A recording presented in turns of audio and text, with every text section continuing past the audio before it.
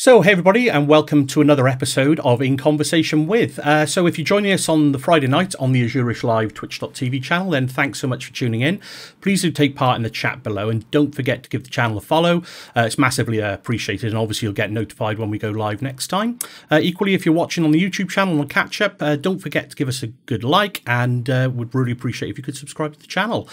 Okay, so this is the first for Jonnychipz in Conversation With. I've actually got two guests on the show with me tonight. They're hugely active around the community. They've been doing some fantastic community content and collaboration work and putting it back out into the community around DevOps, certs, learning and community itself. So on that note, my guests on In Conversation With this week are Thomas Thornton and Karl Cooke.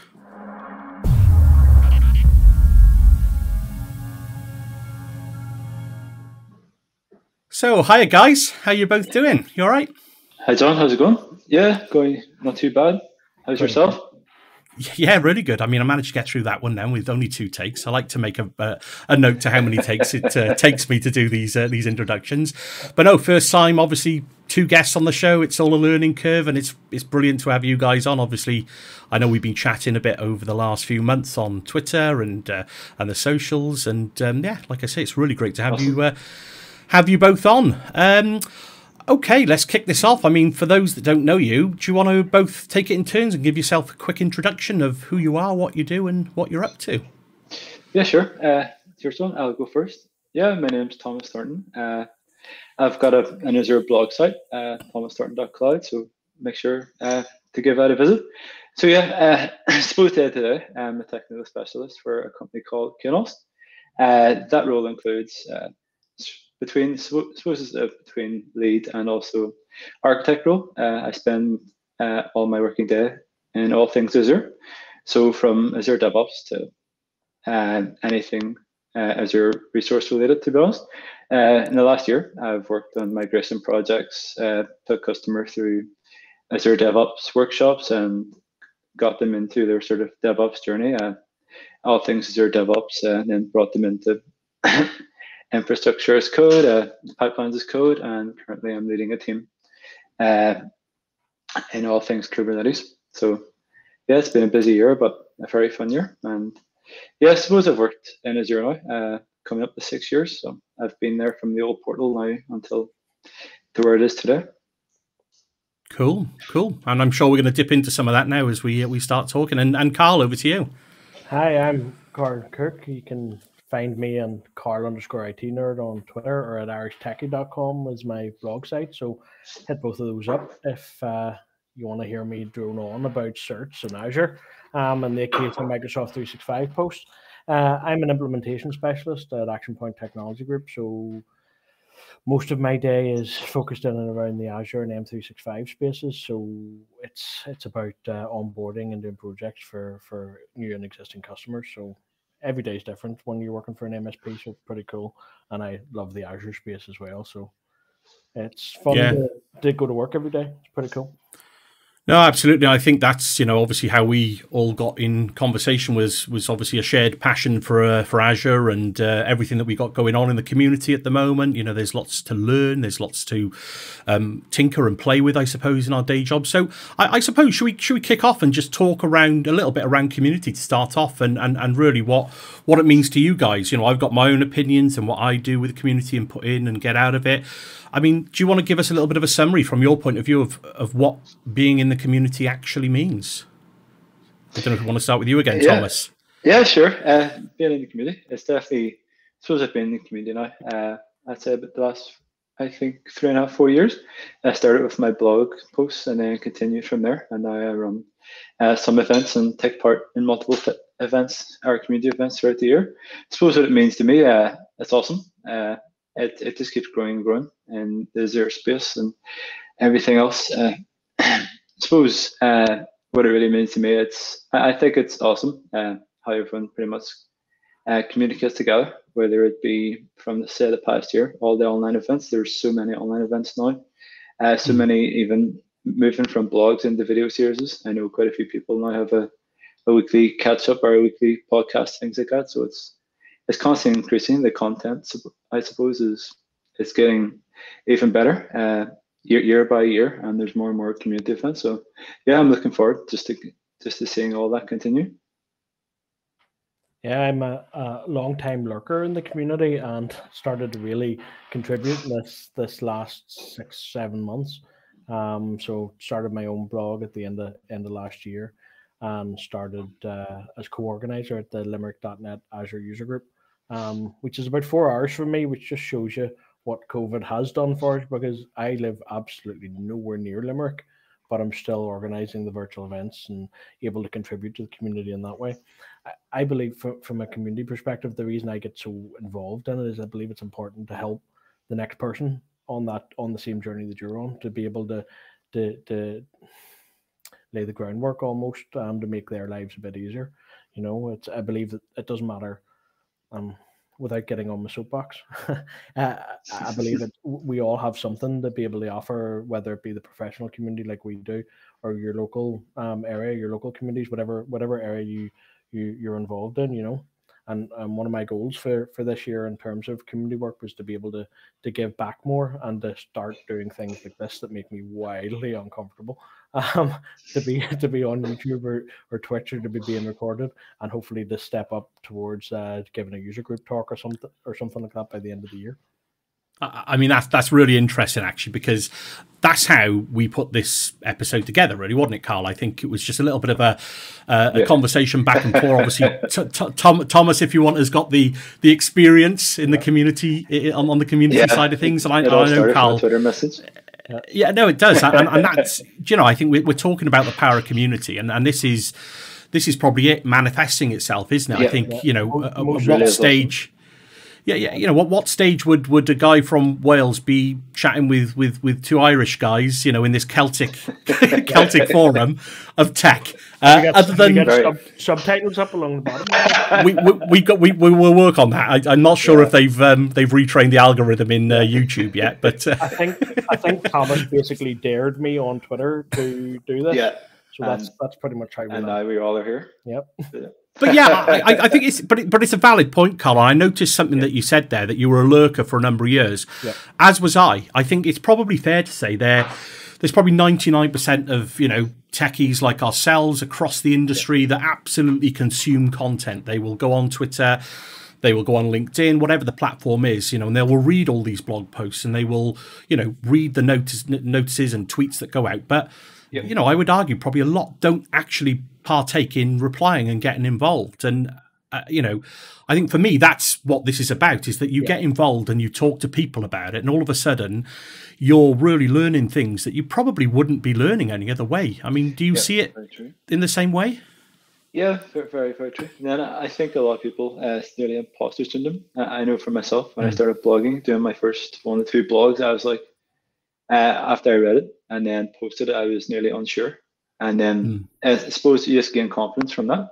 And now I blog quite a few times a month, and the content is very well received. Even my first 1 or 2 blogs, it was just crazy seeing the monthly stats increase. I think I went from about 10 my first month, and now it's up into the thousands and tens of thousands per month that view my blog. So yeah, it's definitely, and as you said, it's the people looking at the content. The numbers show that there are so many people in the community as well. Absolutely. It's a great resource, because I mean the contacts and the friends. I mean, for want of a better word, as much as you can make friends on Twitter without actually physically seeing people face to face, you know, the connections that I've made over the last few months on Twitter, just by not being afraid to get involved in the conversation, or to give someone a steer in the right direction, or just to say hello. It's the power of any community, but in particular the Azure community and the wider IT community is unreal. It's amazing. Absolutely. And Karl, I don't want to point this out really, but it appears that your nose is going green at the moment. So there we are. I was going to say just move about a bit, because it's OBS Ninja.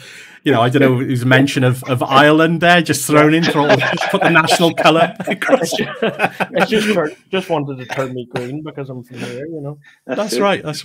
We're a bit past Paddy's Day now, so you know. Well, maybe that would have been the case, isn't it? Yeah, just colour Karl in green and be done with it. But no, I think, you know, like you say, just getting involved, it's really just about that conversation. You know, even if it's a good morning through to actually, you know, you start to gain these relationships with really, you know, clever, intelligent people in the areas that they're focused on, and you're growing your network, you know, and just literally you can, like I will quite regularly put up a tweet, you know, got this problem, and within sort of 5 minutes you've got a plethora of responses that will kind of nudge you in the right direction. And it's just, you know, I'm not sure where else you would get that or how you would get that in any other way. It's just great, you know. I think it's got so many positives to it, I guess, isn't it? If you just put a little bit back, make the time and effort to, like you say, gain many virtual friends or grow your network. And you know, I've certainly got a lot out of it over the last year or so now. So yeah, okay. So I mean, obviously other techie parts that we kind of all seem to be in and around at the moment is obviously the buzzword of DevOps comes up a lot, and I know we've all had our own experiences over the last, let's just say, few years with DevOps. You know, obviously, Thomas, with your blog, like you say, I've read a lot of your blog posts, and the quality and content of them has certainly helped me out in a lot of areas, hence why I think I first got in contact with you over things. And I know, Karl, you're probably in a similar boat to me as an ops guy. You were learning all these tools and, you know, technical know-how to kind of use it in your day-to-day job. I mean, looking at DevOps, I mean, Thomas, if we come to you, how do you see the whole DevOps process, the infrastructure as code and all the tools and tech that you've got around that? How do you see that helping business in the modern world, if you want to call it that? Yeah, so suppose from the journey I've been on, say maybe 6 years ago, coming into sort of DevOps, I came from an infrastructure background as well.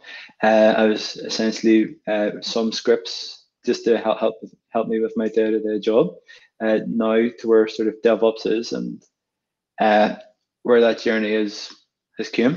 You have so many different areas now. Things like Azure DevOps or Azure DevOps, GitHub Actions. So many companies are utilizing them sort of workflows now, and I think it's the automation around that and how it's helping both companies getting from the ground into the world of the cloud. And I think the cloud has definitely helped all things DevOps. And then suppose what I'm trying to get at as well is that the DevOps culture, it's probably closer to developers than ever.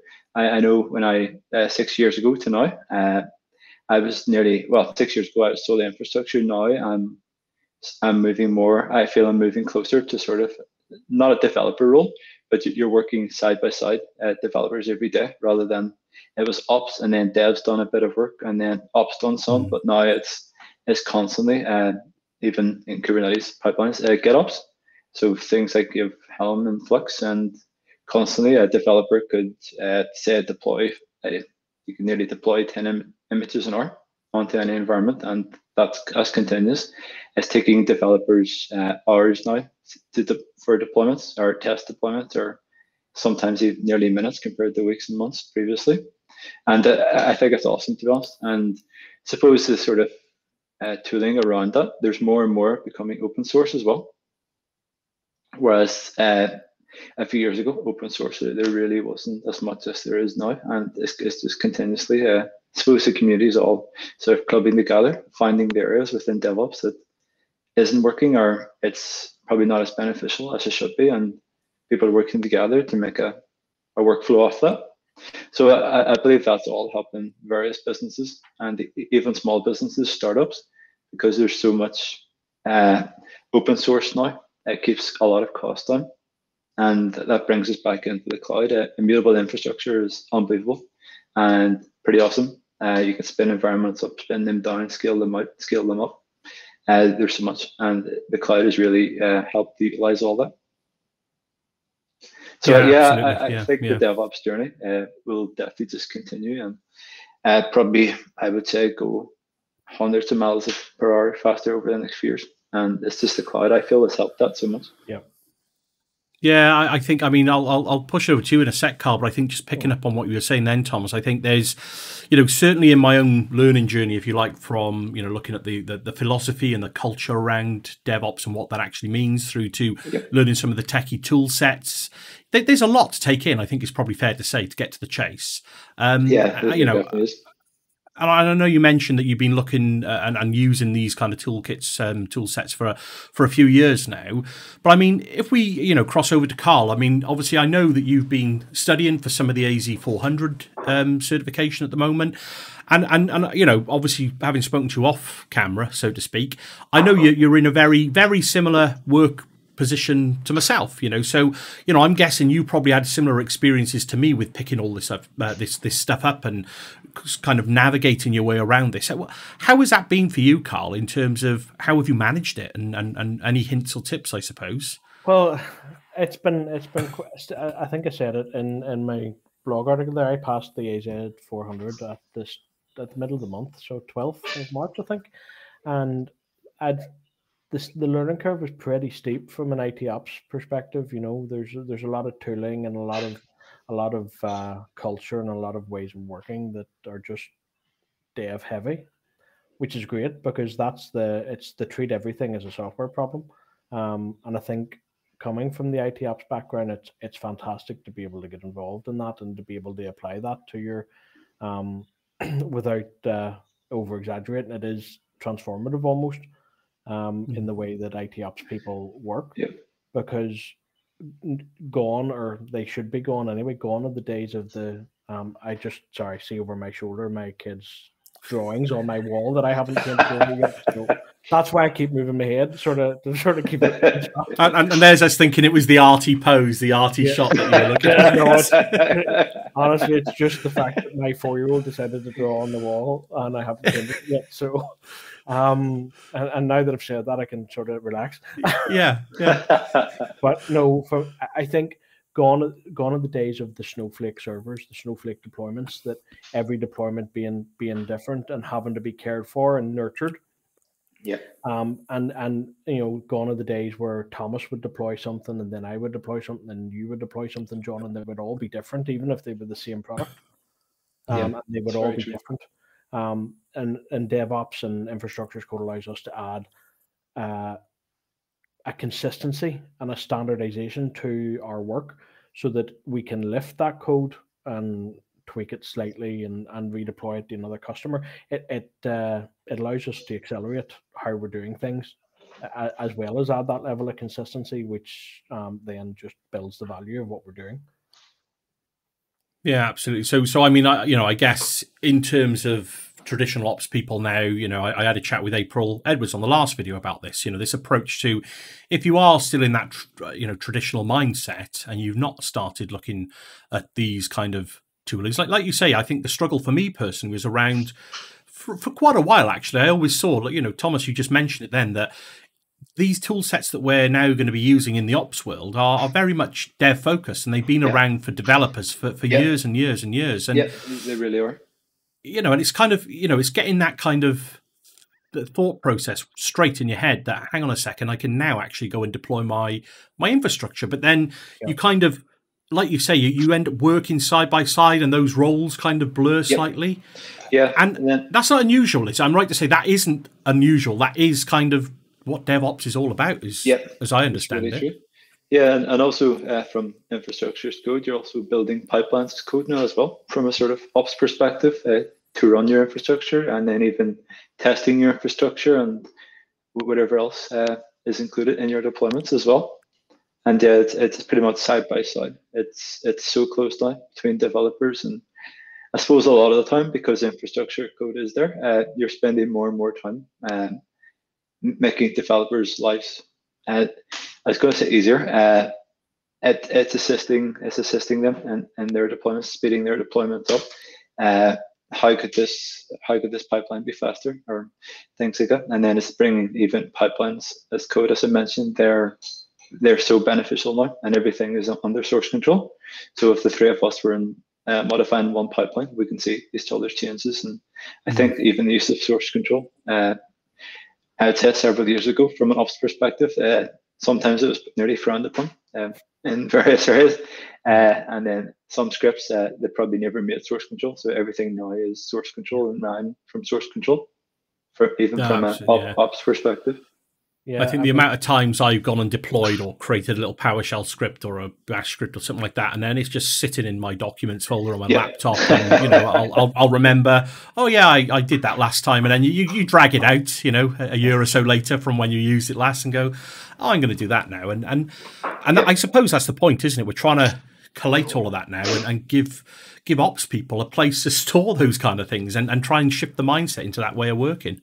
Yeah, it used to be that, I mean, I used to say that my brain was never set up to be a dev. For years, I've said that just to avoid, you know, the learning anything about the developer side of this industry. But over the last few years, and you guys are probably the same, you know, your way of thinking and the way the industry's going is just forced that mindset shift. You know, it was almost an us and them.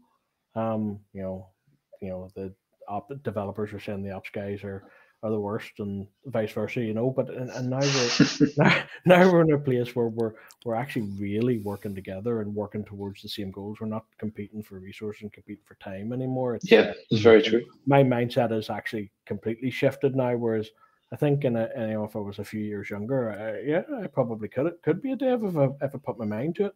But you know, it's amazing the mindset shift over the last few years.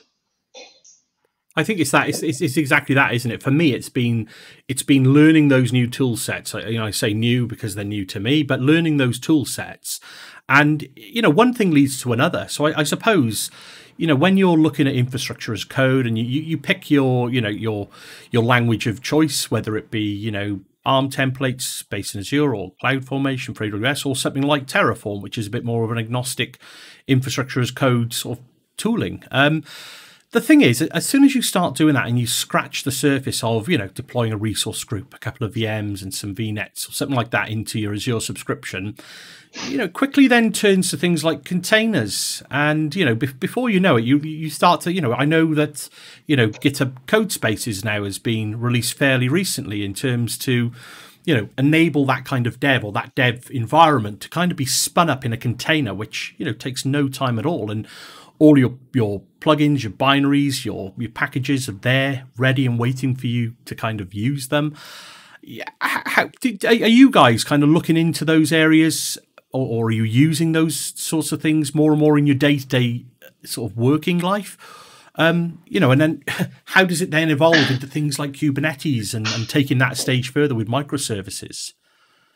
Yeah, I think containers, they're absolutely awesome. And why containers? It was the whole concept that worked on my device, but now it's not working on this server, or it worked on my device and it's not working in Karl's, and John's getting a mixture of both worlds. Whereas if I containerize it and put it into a Docker file, it's ready to go. I can Docker compose, or I can build an image and upload that, and then we could all work with the same image and even versioning from that. And suppose it's containers, even at scale. If I have 3 or 4 containers, it's all sort of ecosystem, its own ecosystem each time.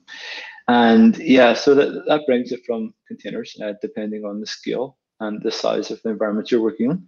It brings us sort of into container orchestration, so Kubernetes. And why Kubernetes? I suppose AKS, and is it I can't remember the AWS version. Is it EKS? EKS. Yeah, off the top of my head.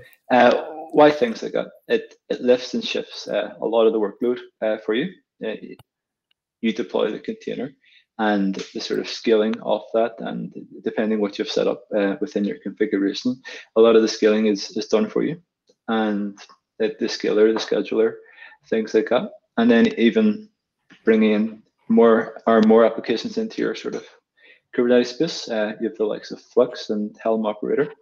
And if I'm deploying something straight to say into source control, since it goes into master, Flux understands there's a change and it will go off. And with Helm operator, if you're running Helm charts as well, I suppose that's a level on top of everything else as well. Mm-hmm. Helm charts as well. They're they're very beneficial. I suppose more from a developer perspective, but you have a set basic chart, say it's a Java chart or a Node.js. That's the sort of default, and then developers can pretty much develop on top of that. And then once it's ready to go, and if there's a change to that, once it goes into sort of the main branch, as I mentioned, Flux and Helm Operator will deploy them new changes to the containers. And then I think it's pretty awesome as well if there is a failure during that, the old container can most of the time will stay active as well. So there's a lot of under the hood that we don't actually use, but AKS looks after it for you. Yeah, and I guess obviously in the very minimal research and kind of I don't know what the word is, practicing, testing, tinkering that I've done with Kubernetes. Yeah. You know, that question comes up in my mind quite a lot of when would you use Kubernetes and when wouldn't you use Kubernetes? Because, you know, to kind of boil it back down to basics, they're kind of both virtualization platforms in a sense. You know, not to go into the details too much of the differences, but the whole Kubernetes thing is kind of, you hear microservices being spoken about quite a lot, which implies there's going to be a certain amount of development.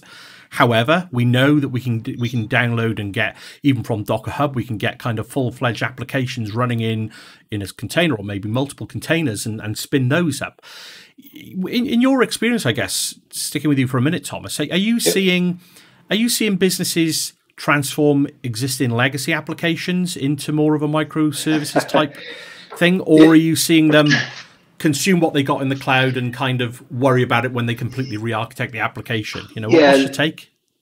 Legacy apps is a interesting one, to be honest. I know there's a app containerization tool out now with Azure Migrate, and it has gained a lot of traction even from Christmas time. I was looking at that. Legacy apps into Kubernetes is interesting, to say the least. I would say a lot of the time, nearly a partial rewrite, if not a full rewrite of the app.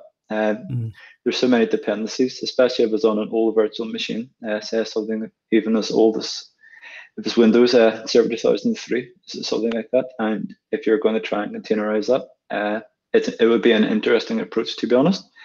I would probably move that into PaaS or pacify that, and then that brings us into sort of containers and web apps. Again, web apps are awesome as well. And it depends on the size of your applications, on how many microservices you have. And say if you have 10 applications, it's quite possibly you'd want to go down the sort of web apps route. Multiple reasons. Kubernetes, it can be quite complex. Understanding, I suppose it can be a steep learning curve depending on the team that you have as well. And if it's quite a small team and maybe you have 10 applications, web apps is definitely most likely more beneficial, even possibly from a costing perspective, depending on the size of your Kubernetes clusters. And then moving into Kubernetes, if it's say 100 microservices, you'd quite possibly want to go down Kubernetes. It would be very beneficial for that. And then just stage your environments as well. And I suppose it's down from the costing perspective and even into the supporting perspective as well. And yeah, it's a real interesting topic, to be honest. But yeah, if it's totally legacy, I'd probably try and pacify rather than moving it straight into containers and trying it in Kubernetes. And again, the development time, the development process, and even life cycle from legacy to now is totally different. Legacy could have took them that development team maybe months to deploy, whereas now you could deploy probably every day of the year if you wanted to. I think that's the point. I suppose it's confusion. I suppose if you're learning some of these technologies now, you know, and you're learning DevOps, you're learning, you know, all the tooling that goes around that, and then you branch into things like containers, which kind of go hand in hand, especially if you're using Azure DevOps. You know, you're going to be running your pipelines against containers, you know, essentially. So knowing what they're all about is kind of, you know, not necessarily, I wouldn't say it's probably vital, but it's certainly going to give you a leg up, in my experience, with trying to learn the whole Docker containers environment. I mean, how have you found that, Karl? Have you had to dip into containers or do any learnings around that? Or what's your learning pathway like at the moment concerning those kind of things? So one of the things that really excited me most about the AZ400 journey was was the course I used was Cloud Skills IO. A quick plug for those guys. Yeah. I'm not getting paid, but sure, you know, it's a great course. People may as well use it. But it was the deep dive they did into Docker and Kubernetes. And if anybody was following me on Twitter, when I was going over that, there was a daily tweet about how awesome containers and Kubernetes was. So I'm at the far end of the journey from where Thomas is right now. So I'm just getting started with the AKS and the Kubernetes and the containers. Bits and pieces. We're actually working in work at the minute. We're working with a client who has their application in traditional IaaS VMs, which is a complete pain to scale. So they would go through seasonal spikes in their application, and they're just having to put the finger in the air almost and just guess where they need to scale it, and they're up in the scale in the VM SKUs. And what we're working with them at the minute to do is to move them through that journey through from the IaaS VM based applications through to web apps and eventually sort of roadmap them almost to a Kubernetes type deployment. So you know we're seeing more and more of it, even from a discussion point of view. I may not have deployed too much of it in reality, but we are talking more and more about the possibility of using containers or using AKS for these sorts of things, you know. Yeah, and I, you know, that's exactly what I'm experiencing at the moment with the customers that I talk to is very much, I don't know, I think I mentioned this before, but it feels that there's a bit of a 50-50 split between those businesses that really get it and are on board and have already started their upskilling internally on the whole kind of modern way of working in an ops sense, I guess, to, you know, the other end of the scale where there really are customers that are just on the bottom rung of that ladder and just looking up at this mountain of stuff to learn. And I guess, you know, how important is it to you guys, you know, in terms of, you know, the certification process and upskilling yourselves along, you know, sort of some of the Microsoft pathways at the moment? I mean, have you got any kind of insights into that kind of journey of using Microsoft certs? Yeah, the Microsoft certs themselves are awesome. Just to sort of see how you're doing in terms of your own self-learning. Even from self-learning, there's so many areas now that you can self-learn. If you prefer blogs or if you prefer videos or online tutorials, you have things like Microsoft Learn, and it has gained so much traction over the past few years. It's unbelievable. Microsoft Learn is very awesome. If you want to have a look at any sort of the new resources or the new tech, even within Azure and even within Microsoft, there's probably a Learn module or multiple Learn modules on that. And the exams are very good. Things like the fundamentals, the SF 900, moving into the admin, security, and then even into the sort of expert ones where you have DevOps and solution architect. Yeah, to be honest, I found it very beneficial in my sort of learning and my career so far. And yeah, I've definitely enjoyed them. And yeah, I feel, I know I mentioned Microsoft Learn a few times, but yeah, I think Microsoft Learn is very awesome.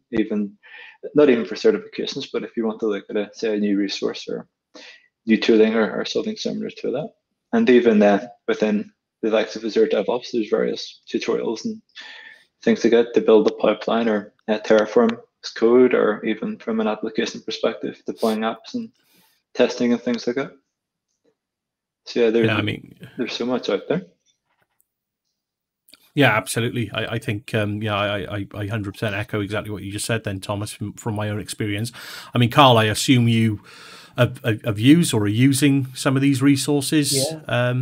I mean, again, anybody that's following me will know I've been on a bit of a certification journey, not Gregor Suttie sort of level of certification journeys, but you know, I've been trying to hit the Azure search quite hard this last few months, and as Thomas says, Microsoft Learn is a fantastic place it's a foundation for all of the learning that I do in relation to Azure and Microsoft 365.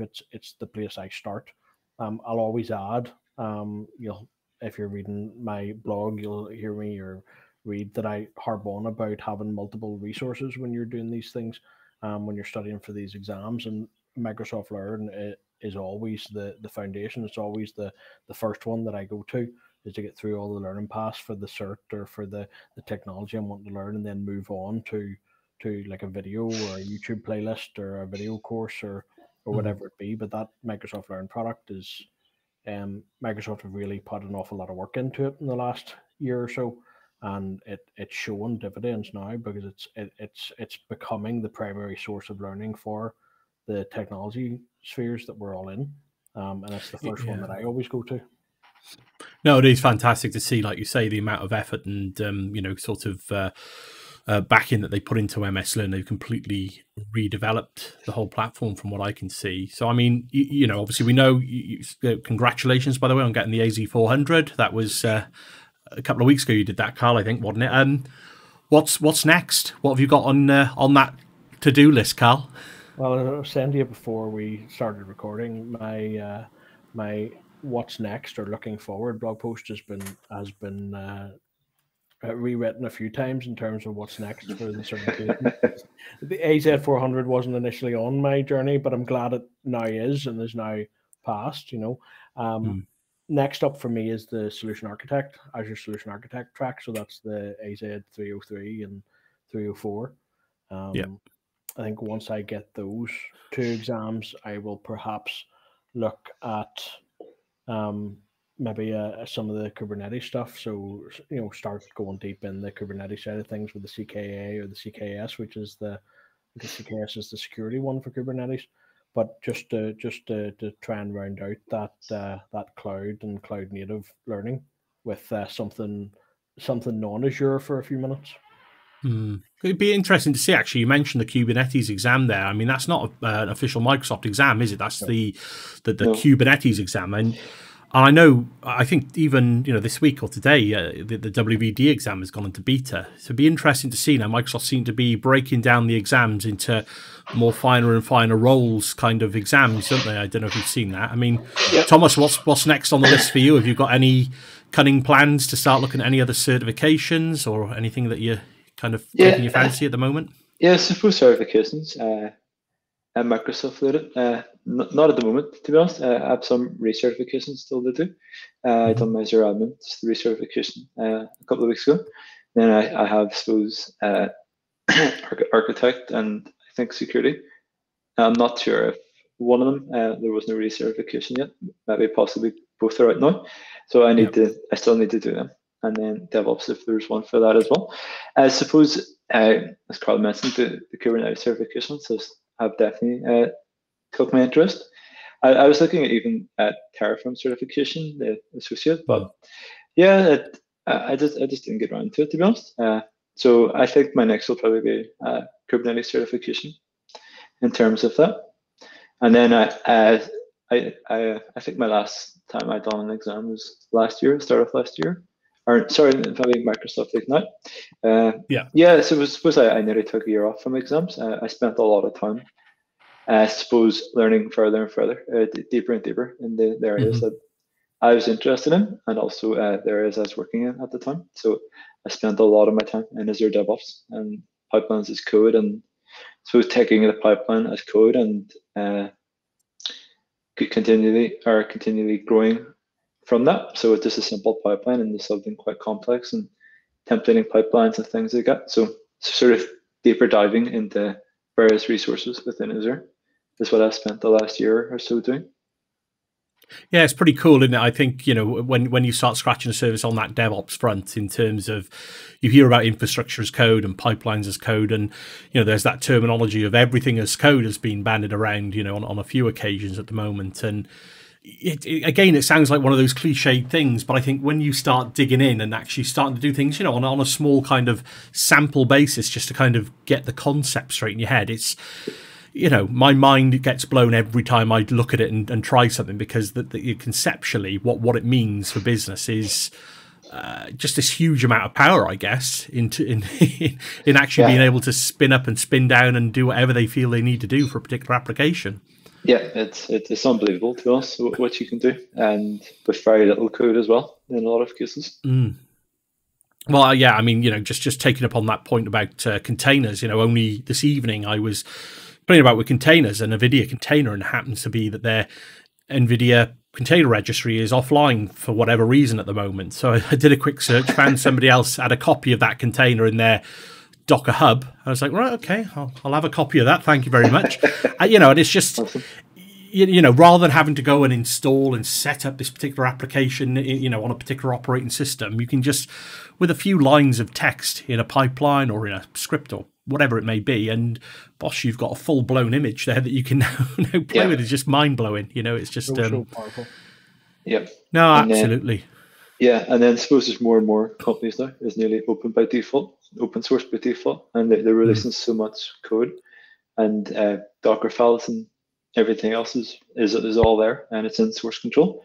And I suppose I see more and more. There's more and more sort of community contributions, and not even Azure related to any sort of tooling that we use. There's more and more community contributions and raising issues and working on issues, and more people are spending even their own time fixing these issues to make the products better, because there's so many people are using so many products now. So if people continue to improve, it'll just improve for everyone. So there's more and more of that now as well.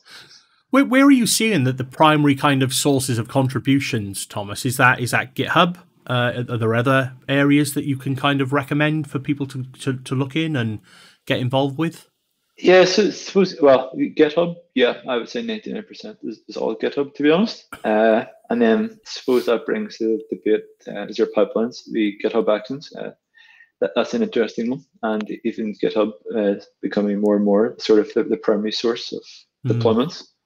And there's discussions and things around, I suppose from a perspective, should we move everything from Azure DevOps pipelines into GitHub Actions and things like that as well. So that could be a good debate. But suppose keeping what you have in Azure DevOps, and if you're creating something new, possibly GitHub Actions and things like that. But I would say that 99% is all GitHub related. And it's all I was just going to say, because I know, so I've had a GitHub account for a number of years, but I never really actively used it. It was one of those things as an operations person, you just kind of, I've got this GitHub account, I'll store my PowerShell scripts in it because it's there, that kind of thing. And I think it's really a good message to put out, especially, to operations people. If you've not got a GitHub account, go and get one, because like you say, Thomas, you're instantly kind of opening yourself up to this plethora of community content, and provided the license has been set correctly, and you can reuse that code, and there's so much out there that can kind of really help you in pretty much whatever task it is you're looking to do from what I've seen. Very true. And even from that as well, docs at Microsoft is all in GitHub. So if you see an issue within whatever you're following, I know I've done quite a few in the past, whether it be the configuration is wrong or the code is wrong, or say even I know I've done some line references or something like that. I knew I could troubleshoot that, but someone coming along next person to possibly view that article mightn't, or the troubleshooting couldn't really be too advanced. So it's good if you do see issues on like things of docs at Microsoft. I would definitely recommend just putting in a pull request and fixing that. And suppose on that, the people that look after that are very, very active. So your change is usually implemented within a day or two as well. I was going to say, I think the kind of changes I put in there are typically typos. If you're following down a particular article, a how-to guide, or a quick start guide, and everybody's human and people type and get things wrong, but you can literally jump in there, can't you? Do a quick modification to it, create a pull request, and it goes through that whole review cycle of actually getting your change implemented into the Microsoft Docs articles, which is pretty cool. I think you get your little icon, your little picture up there in the contributors row as well, which is kind of bragging rights. I always look to see if there's somebody, if I can see anybody's picture that I know when I'm in those articles. It's like, do I know any of these people in here? No, but that's a valid point though, Karl, because I think if you are trying to learn something, or you're trying to do something for the first time, because look, you're kind of active in the community, odds on somebody that you brush shoulders with in a virtual sense is probably doing, in a similar vein.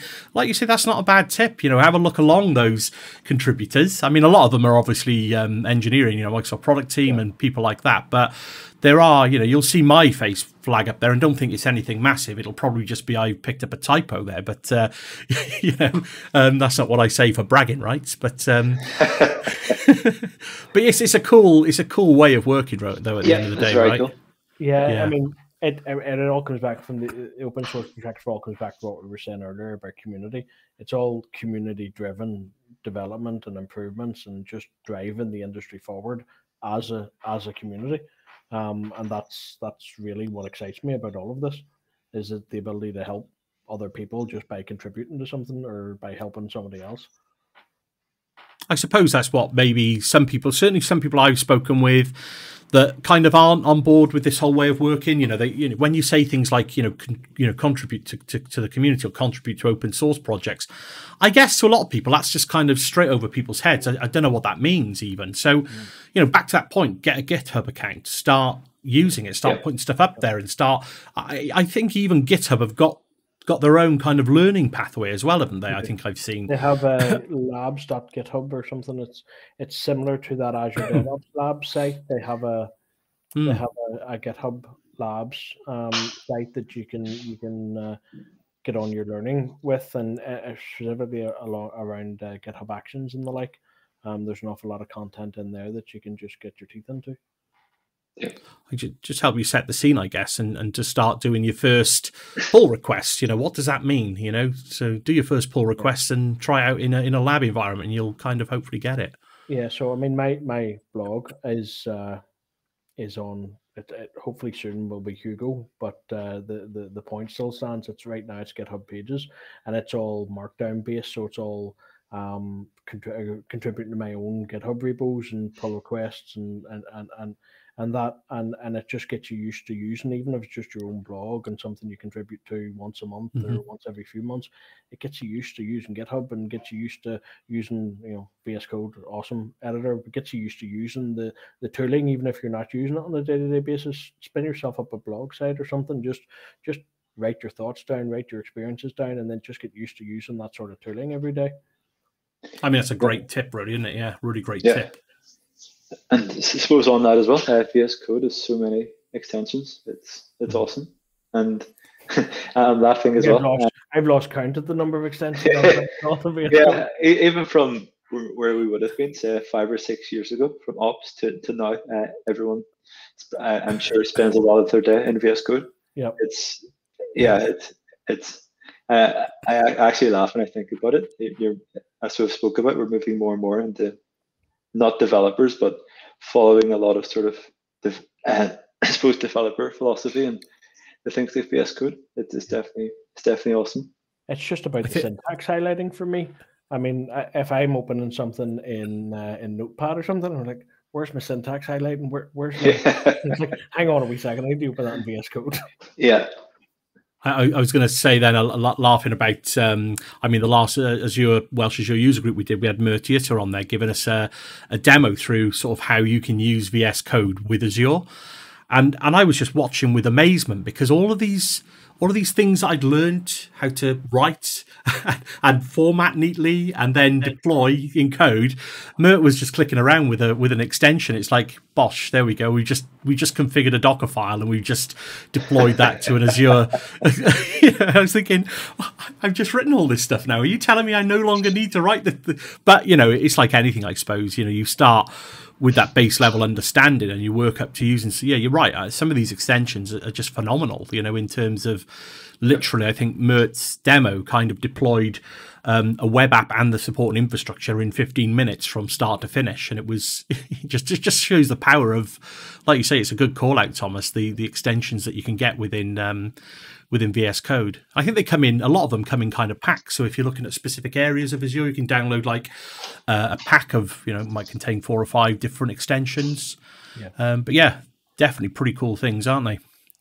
Yep, it's awesome. And then I suppose they've had it recommended as of recent times as well. So it nearly it understands what you're doing sort of day in, day out. And then it begins recommending more and more extensions, and depending what you have installed as well.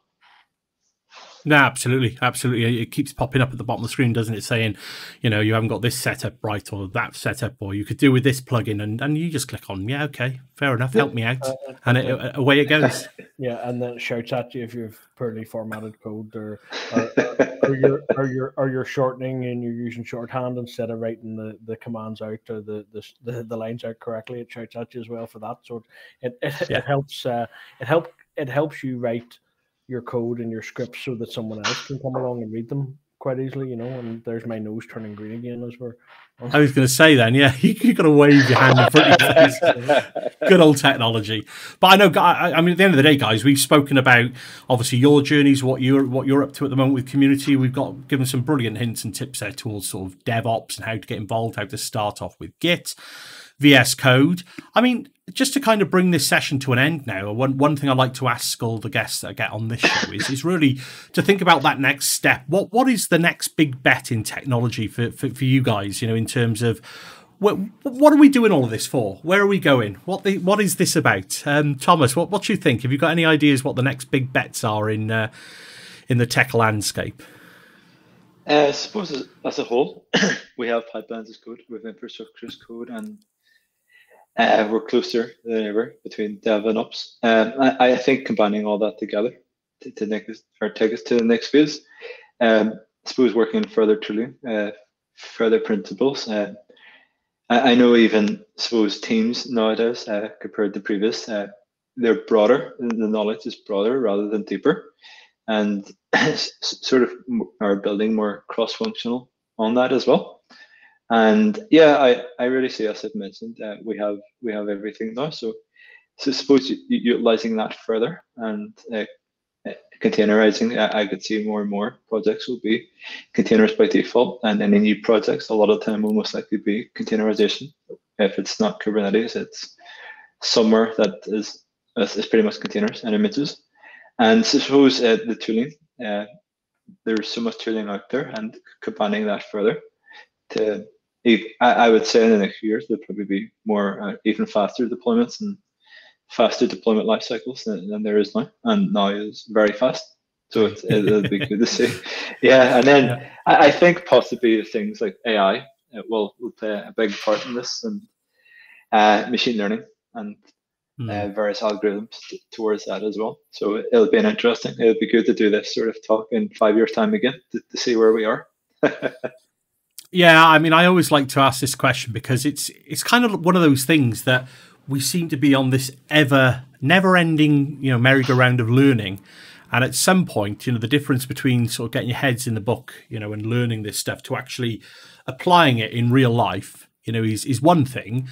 But I think I always try and think, right, okay, if we apply it to do what we currently do, where are we going? What is the next thing after that? You know, try and look over the horizon, so to speak. But yeah, that's a brilliant answer. I think you're right, Thomas, in terms of obviously everybody kind of bringing up their knowledge together on where we are with dev and ops, and this whole process is going to take a while, I suppose, for the industry to get it as a general kind of base principle, I suppose, is what you were saying, yeah? Yeah, and then, you know, it's like anything, you know, you kind of stand on the shoulders of giants, don't you, to take it to the next level. And what does that mean once the industry gets to that benchmark level, which, you know, seemingly we're getting there quite rapidly at the moment, you know. But, I mean, what's it like from your point of view, Karl? Have you got any big bets, any things you're thinking on the horizon, ways you want to go? I think, just to echo what Thomas was saying, really, I think the everything is code. I mean, absolutely everything is code is probably where that we will continue to go, and then, you know, containerization and Kubernetes will continue to explode over the next few years, and you'll see that will almost be the default. You know, the same way in virtualization became the default choice a few years back. Kubernetes, AKS, EKS, whatever platform, GKS is the Google one, isn't it? Containerization will become the default choice going forward, and I think that, you know, the technologies that are there to support that and to secure that will continue to explode. And I think that's pretty much exactly where we're going. No, couldn't agree more. I mean, it's exciting times, lots of learning. You know, I think it's fair to say we can't shy away from the fact that there is a lot of learning to do, but I suppose just just get involved, get stuck in, and Yep. you know, don't stay on the sidelines. You know, now is the time to really start getting involved and bring your learnings up to date. I mean, on that note, guys, I mean, you know, I can't thank you enough for joining me tonight. Have you got any last parting comments before we wrap up the video for this evening? No, but yeah, it's great to be on the show, and thanks for your time. No, absolutely. Appreciate your time, John. It's great to be here, and hopefully now that I've finally taken that step to be on a thing like this, that I might actually make it to doing a user group talk by the end of the year. So absolutely. I mean, you'll have that can hold me accountable now. The hashtag I always use is #Mum, I'm a YouTuber now. And I got a competition with my lad, you know, see how many subscribers we can get. I'm trying to beat him at the moment. So no, guys, it's been a pleasure, honestly. I mean, thanks so much for joining me on this tonight, and you know, obviously I'll be communicating with you both over Twitter over the coming weeks. But thanks so much, guys, and I'll catch you soon. Cheers. Speak soon. See you later. Cheers. Cheers, guys.